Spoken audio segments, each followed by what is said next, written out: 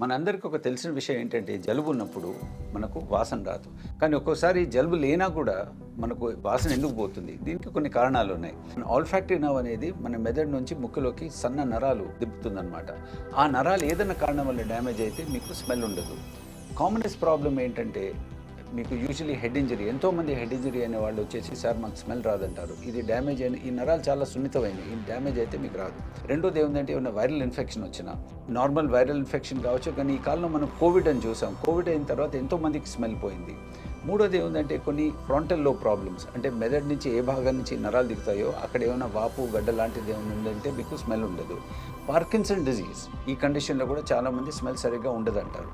అందుకని మీరు గుర్తుపెట్టుకోండి, ఎవరికైనా జలుబు ఉండి స్మెల్ లేకపోతే ప్రాబ్లం లేదు. కానీ జలుబు లేకుండా 2-3 వారాల పైన మీకు స్మెల్ లేదు అంటే డాక్టర్ దగ్గర వెళ్ళి చెకప్ చేయించుకోండి, ఏమైనా సీరియస్ ప్రాబ్లం ఉందా లేదా చూసుకోండి.